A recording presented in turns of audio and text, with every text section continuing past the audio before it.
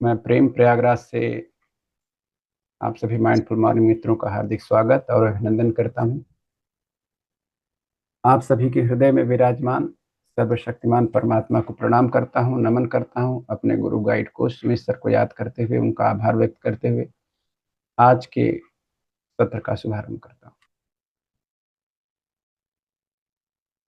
मित्रों, आज हम एजिंग की बात करेंगे।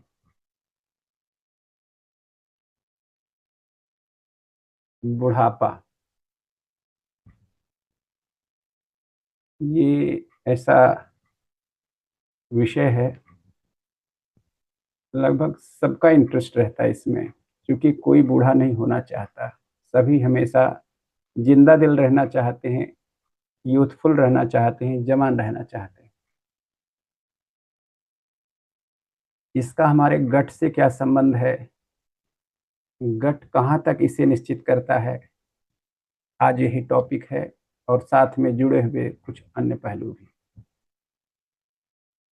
मित्रों, हमने बहुत सारे साहित्य पढ़े, अपने जीवन में बहुत सारे अनुभव किए, बहुत सारे लोगों से मिला और यह निष्कर्ष निकाला कि कुल 5 चीजें हैं, 5 फैक्टर हैं इनफैक्ट, जो हमारे एजिंग को निश्चित करते हैं।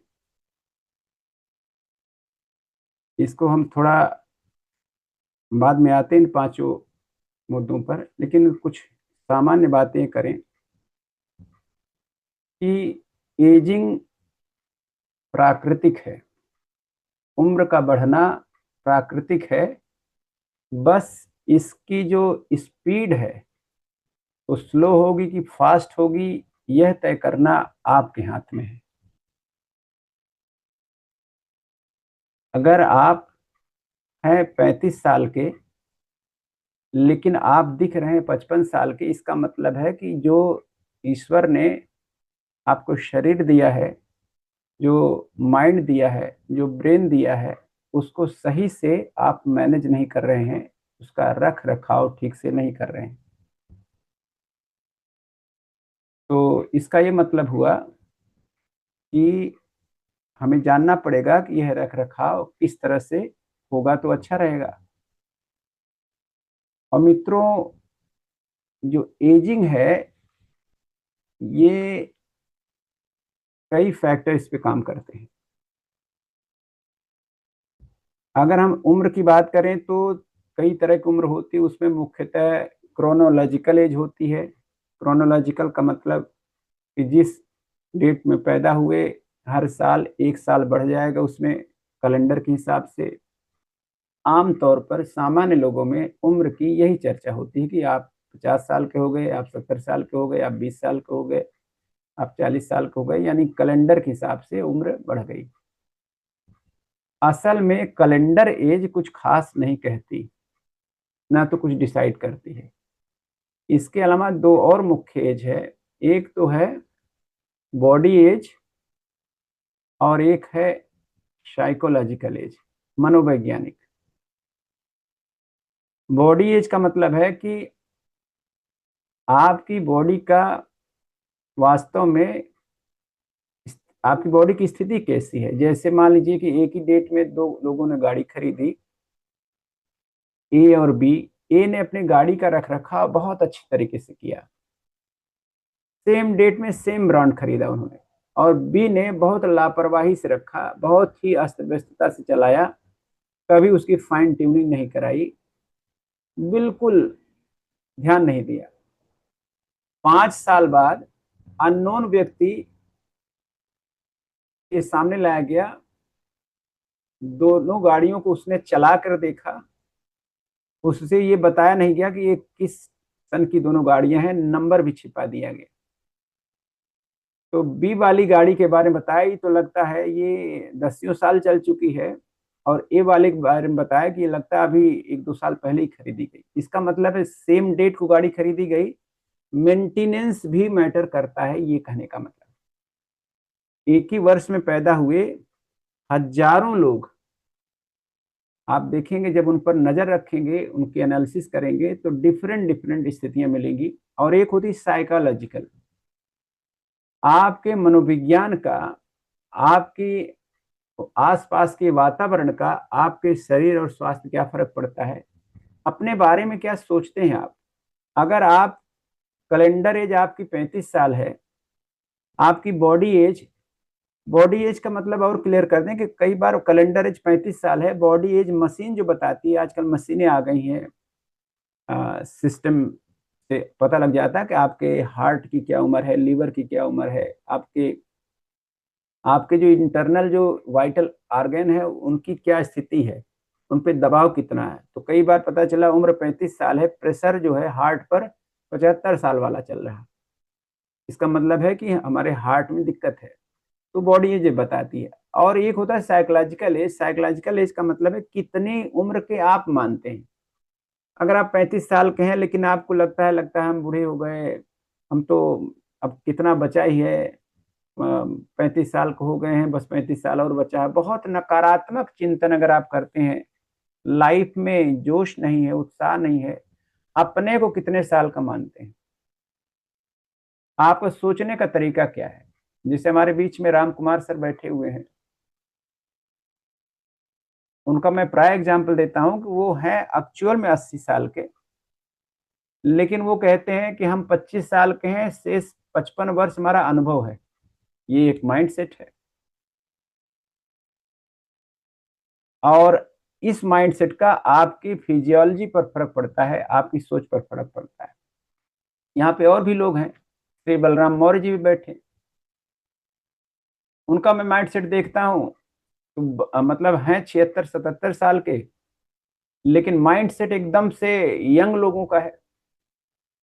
वो बताते हैं कि भाई अभी तो मुझे कम से कम 40 साल पारी खेलना है।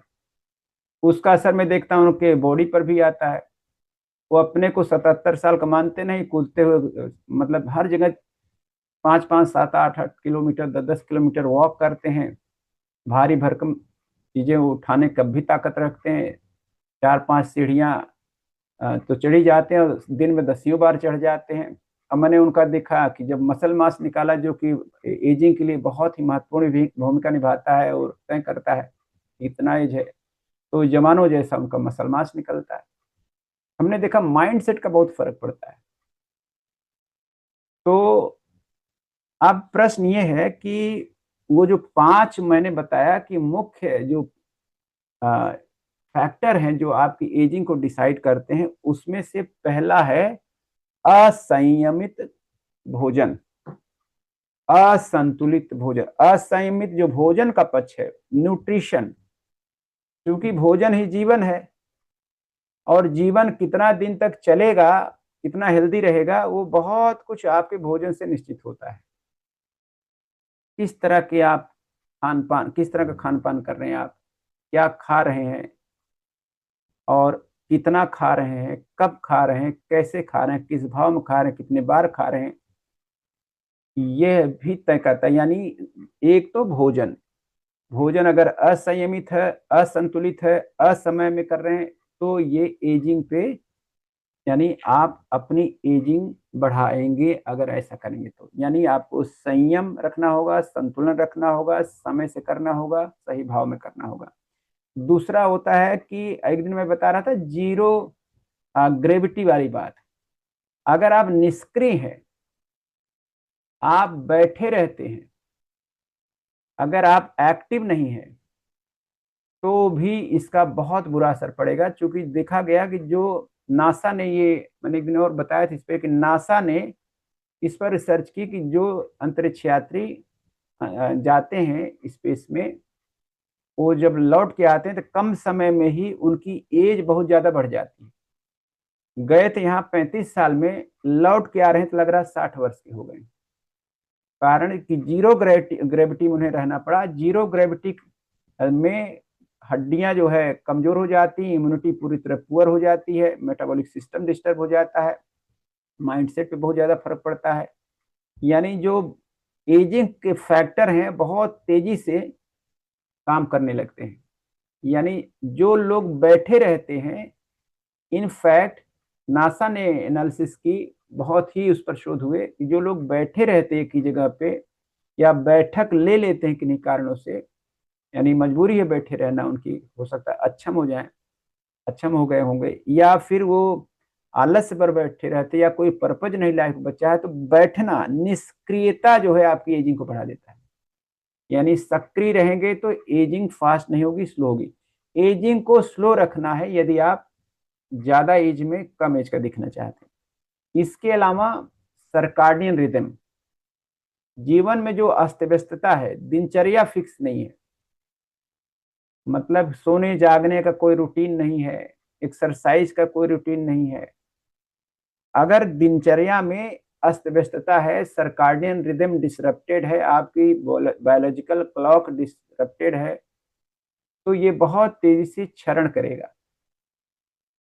और इसके अलावा थॉट प्रोसेस, अगर आप क्रॉनिक स्ट्रेस में हैं, निगेटिव थिंकिंग बहुत ज्यादा करते हैं, इमोशनल इशूज आपके साथ में है, डेडली इमोशन के शिकार हैं, ईर्ष्या, द्वेष, जलन, डाह, तुलना, अगर ये सब समस्या है तो भी आपका सेलुलर डैमेज बहुत तेजी से होगा। और सबसे लास्ट बात क्या, कि आप पर अगर बहुत ज्यादा नोसिबो इफेक्ट भी पड़ रहा है तो इसका भी बुरा असर पड़ेगा। नोसिबो इफेक्ट का मतलब ये है कि आप जिस परिस्थितियों में, जिस वातावरण में रहते हैं, जिस सभ्यता, संस्कृति, कल्चर में रहते हैं, यदि वहां ही वातावरण है आपको यह विचार देने के लिए कि अब आप बूढ़े हो गए, तब भी आपके जो न्यूरॉन्स हैं, उसके जो पाथवे बनेंगे वो अलग तरीके से बन जाते हैं, उसी हिसाब से बॉडी रिस्पॉन्ड करने लगती है। लाइक किसी किसी की शादी 18 वर्ष में हो गई, पहले हो जाती थी, अभी कुछ लोगों की स्थितियां ऐसी होंगी शायद। किसी की शादी 18 वर्ष में हो गई और 20 वर्ष में बच्चे हो गए, और 40 साल में उसने अपने बच्चे की शादी की प्लान करने लगे, 41 साल की उम्र अपने बेटे या बेटी की शादी कर दिया। अब उसके ग्रैंड सन या ग्रैंड डॉटर, ग्रैंड चिल्ड्रेन हो गए। अब वहां पे जो नात बात, रिश्तेदार या जो वातावरण है, वो शब्दों का सही प्रयोग तो जानते हैं, ये शब्दों का बहुत ज्यादा फर्क पड़ता है। एक दिन मैंने बताया था, शब्दों जो सुनते हैं, जो बोलते हैं, ये इसका हमारे न्यूरॉन्स में बहुत ज्यादा इफेक्ट पड़ता है। अब आप अब आप हैं 43 साल के, आपको बूढ़े कहने लगे लोग, क्योंकि आपके नाती पोता हो गए। चारों तरफ से ही सुनने को मिलेगा, आप बूढ़े हैं, थोड़ा उधरे रहिए, आप अलग थलग हो गए, आप 43-44 साल में ही बूढ़े हो गए। यहाँ पर कुछ लोग 32 साल में शादी कर रहे हैं, या उसके बाद भी शादी कर रहे हैं, तो अभी उनका माइंड सेट डिफरेंट है। ये माइंड सेट का भी फर्क पड़ता है। और दूसरा चीज, जितने भी जॉब वाले हैं उनके मन में हो कि 60 साल में रिटायर हो जाएंगे। 60 साल में रिटायर होने का मतलब बार बार जहाँ ऑफिस में कहीं भी उठेंगे बैठेंगे, वहां 60 साल की बहुत चर्चा होगी, रिटायरमेंट की चर्चा होगी।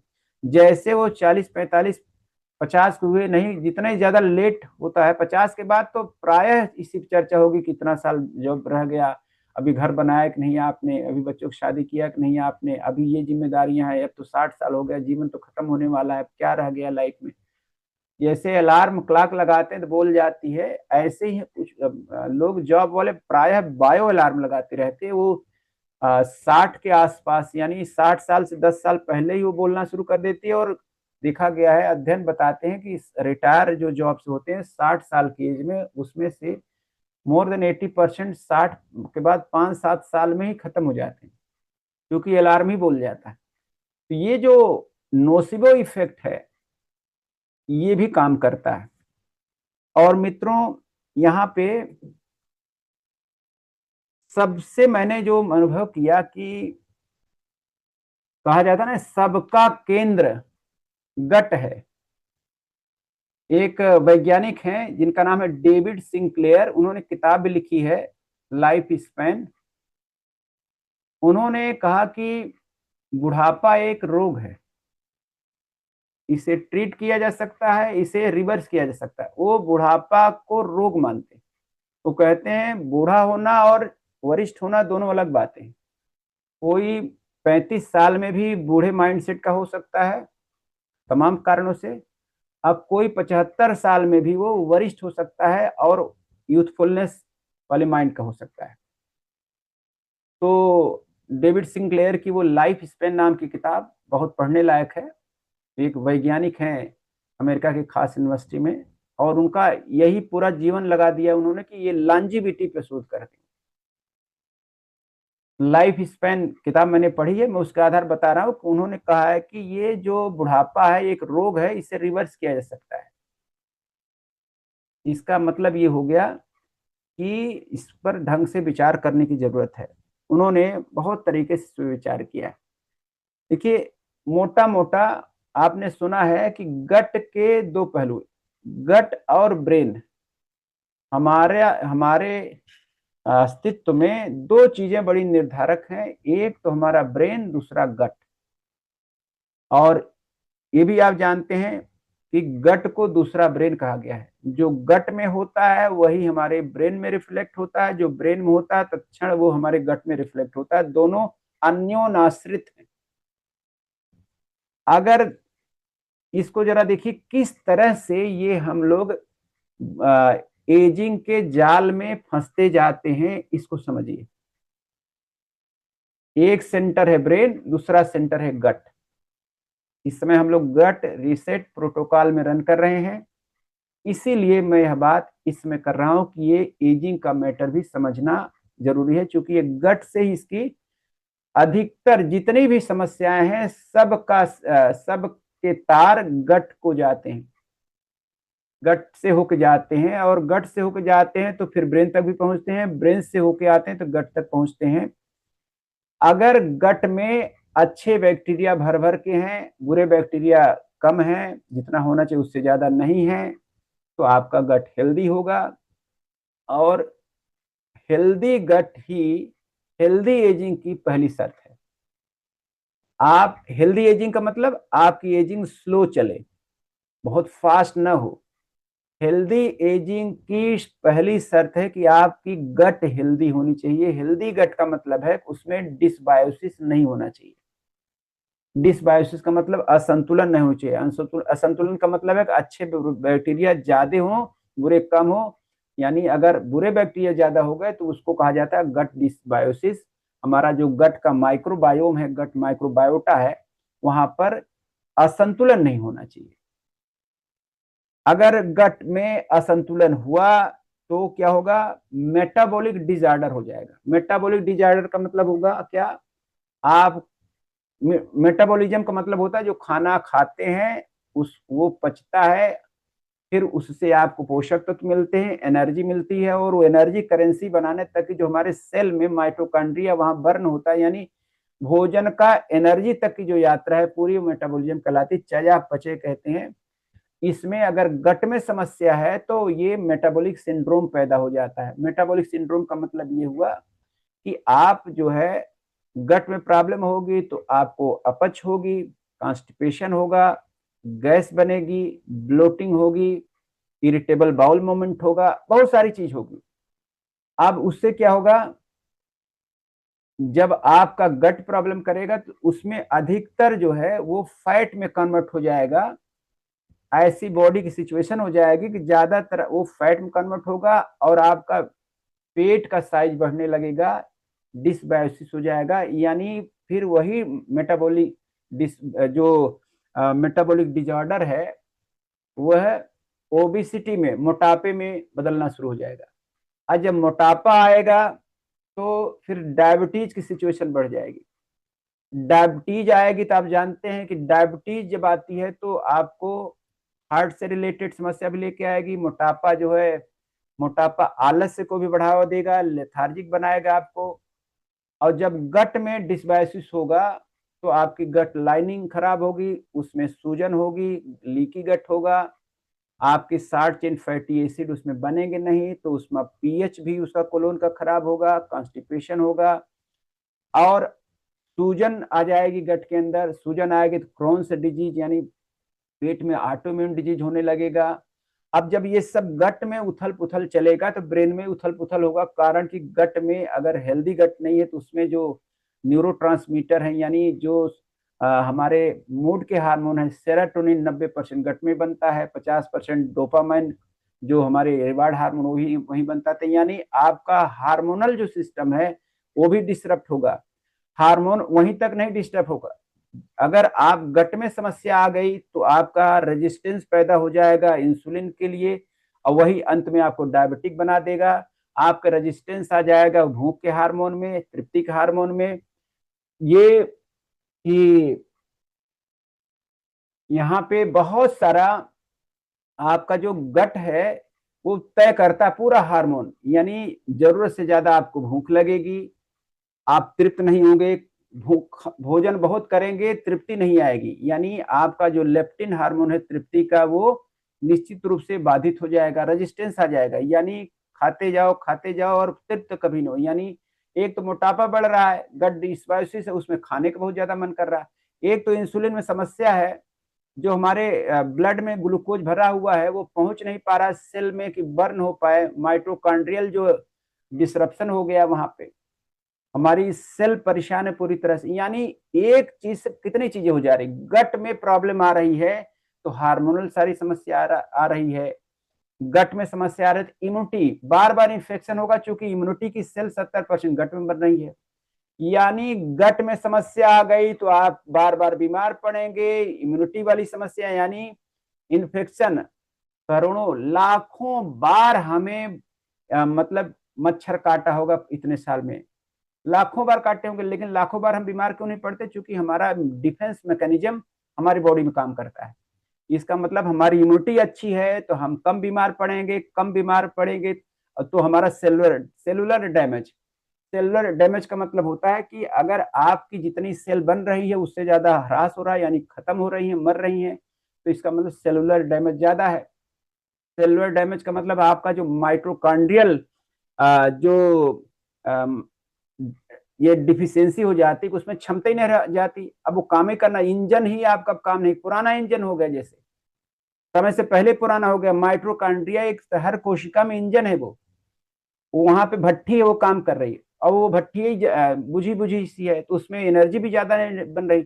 और जब आप एनर्जी की प्रॉब्लम आएगी, आपको इंसुलिन की समस्या है तो थकान बहुत लगेगी, फटीग, लेथार्जिक होंगे आप, इरिटेशन होगा, इन सब का हमारे मूड पर आपको क्या होगा, सीधे सीधे आपका जब गट में समस्या आएगी, तो जब गट में समस्या आएगी तो आलस के शिकार होंगे, तो आप बैठे रहेंगे, आप क्योंकि वजन बढ़ गया है, वजन बढ़ने से अब हमारे जोड़ खराब हो जाते हैं, हड्डियां कमजोर हो जाती है, और बैठे रहेंगे तो मसल बड़ा इंपॉर्टेंट डिसाइडिंग फैक्टर है। अगर किसी का मसल मास डाउन होता है तो उसको हार्ट की समस्या भी पकड़ लेती है, और उसकी याददाश्त भी जाने लगती है, उसको नींद की समस्या, इंसोम्निया भी आ जाएगी, प्लस डिमेंशिया भी आ जाएगी, भूलने की समस्या आ जाएगी, अल्जाइमर, पार्किंसन, ये सब पकड़ लेगा। यानी आप सोचिए सबका रास्ता गट से जा रहा, और आप बहुत ज्यादा जब वजनी हो जाएंगे तो डिपेंडेंट हो जाएंगे, ज्यादा मूव नहीं कर पाएंगे, ज्यादा मूव नहीं कर पाएंगे तो वाहनों का सहारा लेंगे, बैठे ही रहेंगे, बैठे रहेंगे तो और ज्यादा मसल डाउन होगा, मसल डाउन हो गया तो सार्कोपीनिया का शिकार हो जाएंगे, यानी मसल डिप्लीशन। मसल डिप्लीशन जो बहुत तेज हो जाती है, यद्यपि 35 साल के बाद हर साल 1% कम होता है, लेकिन अगर ये बहुत स्पीडी हो गया तो बहुत तेजी से मसल खत्म हो गया। मसल ही निश्चित करते हैं कि आप कितना दिन तक जिंदा रहेंगे, कितना जवान रहेंगे, और मसल उसी का अच्छा रहेगा जो एक्टिव रहता है, रेजिस्टेंस एक्सरसाइज करे, और वैज्ञानिकों ने बताया किसी भी एज में मसल बनाया जा सकता है। यानी आप सोचिए कितनी सारी चीजें वहीं तय हो रही हैं, यानी आप लेथार्जिक हैं, फटीग के शिकार हैं, इंडाइजेशन शिकार हैं, कॉन्स्टिपेशन शिकार हैं, सार्कोपेनिया है, मसल लॉस हो रहा है, ऑस्टियोपोरोसिस हो रहा है, ज्वाइंट पेन हो रहा है, आंखों की समस्या, अगर आपको डायबिटीज है तो आंखों की समस्या आ जाती है, मतलब क्रिटिकल समस्या आ जाती हैं। और अगर बहुत ज्यादा ये सब चल रहा है तो आप बहुत तेजी से क्रॉनिक स्ट्रेस के शिकार, निगेटिव थिंकिंग के शिकार, सुसाइडल थॉट आने लगता है, और जब सुसाइडल थॉट, निगेटिव थिंकिंग ये सब होता है तो फिर आप थैंकलेस, शिकायतों से भर जाते हैं, ईर्ष्या, द्वेष, जलन, डार्क क्रिटिकल थिंकिंग आ जाती है, बिल्कुल यानी नकारात्मक चेतना आपकी हो जाती है, हर चीज में निगेटिव निगेटिव देखेंगे आप। इससे क्या होगा, जो हमारा गट और ब्रेन का एक्सिस है, जो वेगस नर्व है, जो पैरासिम्पैथेटिक नर्वस सिस्टम है, वो क्या करता है, वो रेस्ट और डाइजेस्ट मोड में रखता है, शांति वाला है। रात में वेगस नर्व हमें शांत करती है, और अगर आप ये सब दिमाग में प्रॉब्लम आ गई, ब्रेन में समस्या आ गई, तो गट में समस्या आ गई। तो फिर कार्टिसोल जो हार्मोन है वो मेलाटोनिन नींद का हार्मोन, कार्टिसोल जागरण का, इसमें व्यतिक्रम हो जाएगा। इसी में आपने तय कर रात में नींद नहीं आ रही, सोशल मीडिया पर रोल अदा कर रहा है, डिजिटल होते जा रहे हैं आप सोशल मीडिया आपको चलाने लगा है। उससे क्या हो रहा है, आपका सर्काडियन डिस्ट्रप्शन हो गया। जब घड़ी बिगड़ गई, हमारा हाइपोथैलेमस में प्रॉब्लम आ गई, हमारे प्रकाश मंत्री एससीएन सुप्रा कियास्मेटिक न्यूक्लियस समस्या आ गई। तो आप सोचिए पूरा का पूरा जो हमारा शारीरिक साम्राज्य है उसमें वो पूरा कियोटिक हो गया, अराजक हो गया पूरी तरह से। तो बचा क्या फिर? इस तरह से आपने देखा कि गट डिसबायोसिस ही सारी चीजें तय कर रहा है, और गट को रीसेट कर लेने पर आप सब कुछ अच्छा होता है। जितनी समस्या बता रहे ये सब सही होने लगती हैं, आपकी एजिंग रिवर्स भी हो सकती है, ऐसा ये डेविड सिंक्लेयर कहते हैं। अब मोटे तौर पे हम समझ लें कि क्या कदम उठाने चाहिए हमें प्रैक्टिकली कि हम स्वस्थ रहें, हमारी एजिंग फास्ट ना हो। नंबर एक बात तो आपको अपने सर्काडियन को यानी आप तय करें कि सूर्य के साथ खाएं, सूर्य के साथ सोएं। सूर्य सो गया तो आप भी सो जाए, सूर्य जग गया आ गया तो आप जग जाएं, खाएं पिए, मस्त रहें, एक्टिव रहें। सूर्य का सम्मान सबसे, जो सूर्य का सम्मान नहीं करेगा वो जवान नहीं रह सकता, वो स्वस्थ नहीं रह सकता। सूर्य का सम्मान बिना किए लंबा जीवन संभव नहीं है। फिर से रिपीट कर रहा हूं, सूर्य का बिना सम्मान किए लंबा जीवन संभव नहीं है, न स्वस्थ संभव है। लाइफ स्पैन ही महत्वपूर्ण नहीं है, लाइफ स्पैन तो बड़ा होना ही चाहिए, साथ में हेल्दी लाइफ स्पैन कितना है। डॉक्टर रेडी स्ट्रैंड बताते हैं कि आप कितना जीते हैं यही इंपॉर्टेंट बाद में है, महत्वपूर्ण सबसे पहले है कि लास्ट के 20 साल कैसे जीते, अंतिम के 20 साल वो हेल्दियर था कि नहीं। कोई व्यक्ति 80 साल जिए, लोग कह रहे हाँ भैया 80 बहुत जिए, 60 साल के बाद वो आइसोलेटेड हो गए, कोई पूछ ना रहा है। एक लेवल के बाद लोग छोड़ देते हैं, डिपेंडेंट जब आप हो जाते कितना कौन केयर करेगा, नहीं करते लोग। आप आइसोलेटेड हो जाते हैं, सोशल कनेक्टिविटी से दूर हो जाते हैं, तो इससे और आपके ब्रेन पर असर पड़ता है, फिर गट पर फर्क पड़ता है। यानी इसका मतलब सर्काडियन रिदम बहुत इंपॉर्टेंट है, आपका समय पर रिलैक्स होना बहुत इंपॉर्टेंट है। अगर ये अस्तित्व सो रहा है, अस्तित्व संकुचित हो रहा है, अस्तित्व शांत हो रहा है तो आप भी शांत हो, अस्तित्व जागे तो आप भी जागे, ये पूरी तरह सिंक्रोनाइज होना चाहिए। अस्तित्व के लय में आपकी लय हो, ये जो ऑर्केस्ट्रा है अस्तित्व का उसके साथ ही अपना ढोलक बजाएं, और अलग से राग निकालेंगे तो आप बहुत दिन तक स्वस्थ नहीं रहेंगे, न तो आप बहुत दिन तक जिंदा रहेंगे, न तो जवान रहेंगे। जिंदा रहेंगे भी तो हेल्दी नहीं रहेंगे। इसका मतलब है हमें अपना हार्मोनल बैलेंस ठीक करना है, तो हमें सनलाइट सवेरे उठ करके प्रकाश में जाना है, सुबह 5 से 7 में नहीं सोना है, शाम को 5 से 7 में नहीं सोना है, रात के 11 से 3 में किसी कीमत पर नहीं जागना है। कैजुअल अलग बात है, लंबे समय तक ऐसा नहीं करना है। पता चले 6 महीने से आप रात के 11 बजे 3 बजे के बीच में सारा काम करते, 2 4 10 दिन से कुछ नहीं होगा, बॉडी बहुत फ्लेक्सिबल है, कर लेती है। इसके अलावा मसल मास को आपको बढ़ाना है और बचा के रखना है, यानी बैठे न रहें। अगर बैठे रहेंगे तो मैंने कई बार बताया बुढ़ापा पैर से शुरू होता है, और पैरों में ही हमारा सेकंड हार्ट भी होता है, काफ मसल, उसमें सूजा न जाती, कड़ा हो जाता है पैर में समस्या आई। पैर हमारे गति का केंद्र है, हमारे आजादी के केंद्र है। पैर से ही बुढ़ापा शुरू, पहले पैर ढीला करती प्रकृति, बैठाल देती है, उसके बाद कमर ढीली हो जाएगा, उसके बाद जितने इंटरनल अंग है वो धीरे धीरे ढीले हो जाते हैं, फिर आपका दिमाग अपसेट हो जाएगा। और ऐसे लोगों के साथ, बुझते दीपक के साथ कोई रहना नहीं चाहता, ये कड़वा सच है। यानी अपने मसल मास अगर आप कोई भी समझदारी कदम उठाना चाहते हैं तो सर्काडियन के बाद दूसरा है कि अपने सिटिंग यानी जीरो ग्रेविटी पे अपना रहें, मसल मास को बढ़ा कर रखें, मूवमेंट हमेशा रखें। केवल ये कैजुअल एक्सरसाइज से घंटे नहीं काम चलेगा, आपको अपने लाइफ में आपको एक्टिविटी लाना पड़ेगा, जिसको नीट बोलते हैं, नॉन एक्सरसाइज एक्टिविटी थर्मोजेनेसिस, यानी आपके जीवन में ही श्रम जुड़ा हो। अगर श्रम नहीं रहेगा तो नींद नहीं आएगी, नींद नहीं आएगी तो जानते हैं कि सीधी सबके समीकरण जुड़ जाते हैं अपने आप। नींद नहीं आएगी तो वेगस नर्व का कनेक्शन बेकार हो जाएगा। और इसके अलावा सेलुलर डैमेज का मतलब है कि अगर आपका खान पान बहुत ज्यादा खराब है, बहुत चिंता में रहते हैं, बहुत ज्यादा थैंकलेस रहते हैं, माइंडफुलनेस नहीं जीते, या तो भविष्य में भागते रहते या भूत में भागते रहे, वर्तमान नहीं रहना चाहते, मतलब अगर खाना खा रहे हैं तो ऑफिस की याद आ रही है, ऑफिस में काम कर रहे हैं तो खाने की याद आ रही, घर में है तो ऑफिस याद आ रहा, ऑफिस में पत्नी याद आ रही, मतलब आपका ये चित्त जो है विक्षिप्त होता जा रहा है। तो ऐसे लोग बहुत दिन तक बहुत स्वस्थ नहीं रहते, न तो जिंदा रहते हैं, जिंदा रहते भी हैं तो किसी पर डिपेंड रहते हैं, डिपेंड रहने में सुख नहीं है।